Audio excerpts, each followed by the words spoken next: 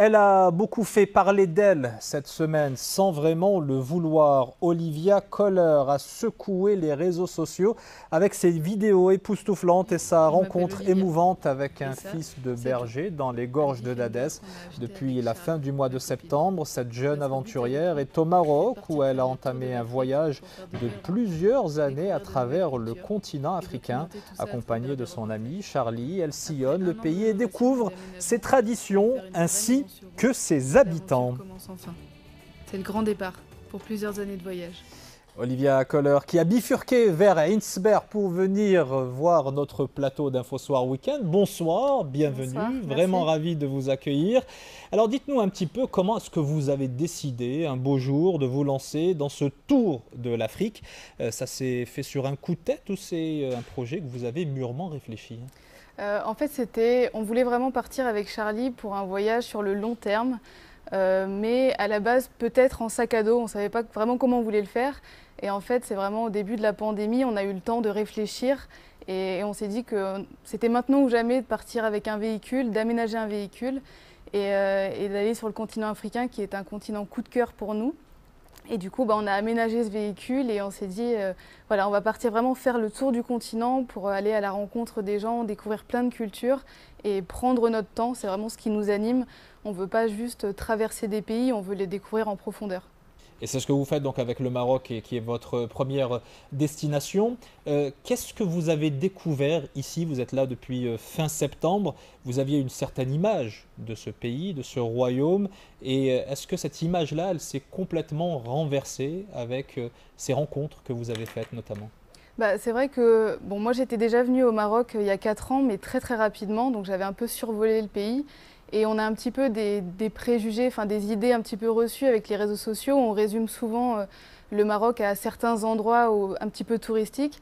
Et nous, avec notre manière de voyager, on avait justement envie d'aller un petit peu plus loin que ça, d'aller découvrir des endroits un petit peu hors sentier battu. Et puis, en fait, c'est une très belle surprise parce que justement, le Maroc a dépassé un petit peu nos espérances et on n'arrête pas de rencontrer des gens magnifiques, des gens très accueillants. On partage vraiment des moments magnifiques et au passage, on voit des très beaux paysages. Donc clairement, c'est un gros coup de cœur. Ça fait quasiment 3 mois qu'on est ici et à aucun moment on s'ennuie. On a toujours de belles découvertes et on est vraiment trop contente de découvrir le pays comme ça. Alors parlez-nous de cette rencontre qui a fait le buzz, ça vous a d'ailleurs complètement dépassé, cette rencontre surréaliste avec Mohamed et ce pain qu'il vous offre. Comment ça s'est passé concrètement? Oui, c'était vraiment imprévu. En fait, on prenait une piste entre Dadès et Agdal et on voulait dormir dans un endroit dans la nature avec notre 4x4. On a trouvé un spot dans les montagnes qui était vraiment très beau. Et au petit matin, il y avait un homme à quelques mètres de nous et la rencontre s'est faite tout naturellement. On a discuté, il nous a proposé du pain et en fait, nous, on pensait que c'était juste quelqu'un qui était de passage et qui vendait du pain sur sa route. Et en fait, pas du tout. Il nous a offert le pain. On a vraiment pris le temps de discuter avec lui. On était très intéressés par son histoire, même si la barrière de la langue, voilà, on ne pouvait pas non plus aller dans des sujets très vastes. Mais ça a été vraiment très fort. Et quand il nous a dit qu'il allait rejoindre son père berger dans le canyon, nous, on s'est dit, on veut venir avec toi, on veut vraiment en savoir plus sur ton histoire. Et c'est comme ça que la rencontre s'est faite vraiment naturellement avec Mohamed. Et qu'est-ce qui a touché autant le public, les internautes, au point que ça fasse le buzz à ce niveau-là? Je pense que c'est vraiment l'authenticité de son geste, de sa manière de vivre.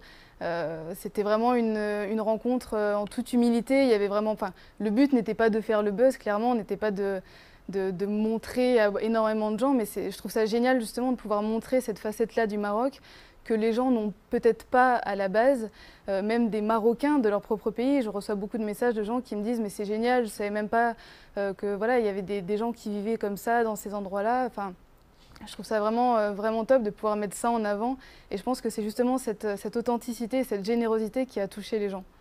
Alors votre périple, il ne va pas durer quelques jours, encore moins quelques semaines ou quelques mois, c'est plusieurs années que vous avez programmé. Comment ça va se dérouler? Là, vous êtes venu spécialement ici à Casablanca. D'ailleurs, ce n'était pas prévu de venir à Casablanca, on aura au moins réussi Ouais. ce défi-là. Quelles vont être les prochaines étapes? Comment va évoluer votre périple dans ce contexte qui est assez compliqué, celui du Covid? Oui, bah là, on a encore pas mal de choses à découvrir parce que justement, on prend tellement notre temps qu'on avance très très lentement. On a encore toute la partie ouest, la côte, le sud et jusqu'au Sahara à découvrir. Et après, on espère pouvoir continuer notre périple avec la Mauritanie, le Sénégal et puis tous les autres pays autour du continent. C'est vrai que c'est un petit peu compliqué avec les frontières qui ouvrent, qui ferment. Donc il faut un petit peu jongler avec ça. Au final, bon, rester plus au Maroc, pour nous, c'est pas gênant parce qu'on se sent tellement bien ici et puis on a toujours beaucoup de choses à faire que voilà, si les frontières restent fermées pour les prochaines semaines, pour nous, c'est pas très grave, on trouvera toujours des choses à faire. Et justement, ces choses-là, vous les relayez, vous les relatez à travers des photos, à travers des vidéos. En quelques mots, qu'est-ce que vous allez faire de toute cette matière?